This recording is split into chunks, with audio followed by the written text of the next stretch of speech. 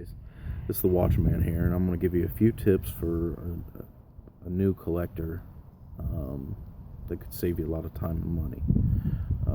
First tip, always buy Swiss made. Don't buy Japanese movements. I mean, they're okay for maybe like a beater watch, you know, if you don't want to spend a lot of money on a watch that you wear to work, it gets all beat up and whatnot, but I mean, they just don't hold their value. It's not even half the watch a Swiss watch is. I don't know. Just stay away from Japanese movements. You can't resell them for anything. I don't know. So Swiss movement, stay with it. Other than that, you want to stay away from quartz because they're not worth as much, because if you put an automatic and a quartz movement right next to each other, 9 times out of 10 the person's going to want the automatic because it's more of a collector item.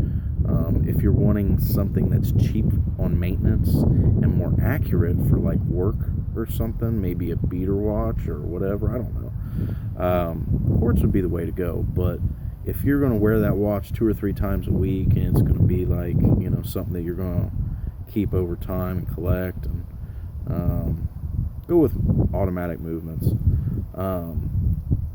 Stay away from fashion brands. Again, it's on the whole Japanese movement thing. They're all Japanese movements. They're not worth anything to resell. I made that mistake. I bought a bunch of fashion brands at the beginning, and now I'm trying to get rid of them, and you know, nobody wants to buy anything for anything anyways now.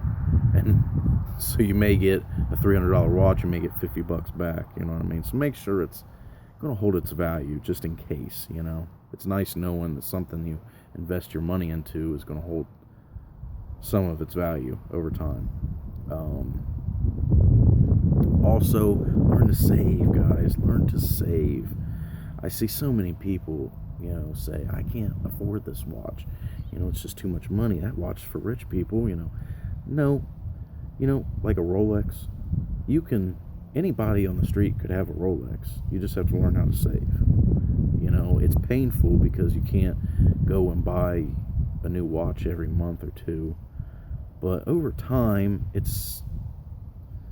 you're spending the same amount of money that you'd spend on 20 other watches, but you're getting your Grail, and you're going to be a much happier person, because let me tell you, you're never going to, I don't know, be happy until you get your main piece. You know, the piece where you're just like, I would be happy if I stopped collecting right now. I mean, I'd be happy with what I got. Again, I made a mistake. Bought 20, 30 different watches, sold half of them, and here I am. But saving, you know, and it's painful. But save your money.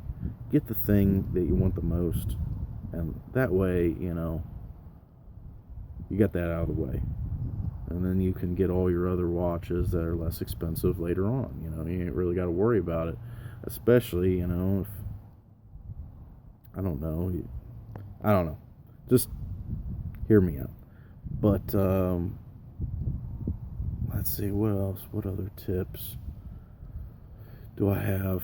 I don't know, just be careful in what you do, because you know, you don't want to think 2 years down the road, well, hell, I could have had my Omega by now, or I could have had my Rolex by now. I just watch what you're spending your money on and just save.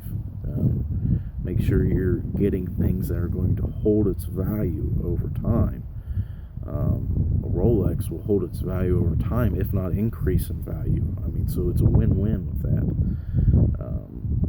Same with a lot of Swiss watches, but yeah, don't fall into the fashion brands and the Japanese movements unless you're just looking for just a beater watch, you know, one that's going to just take a beating every day at work or something like that. But anyways, I'm going to get on out of here. Until next time, Watchman is out.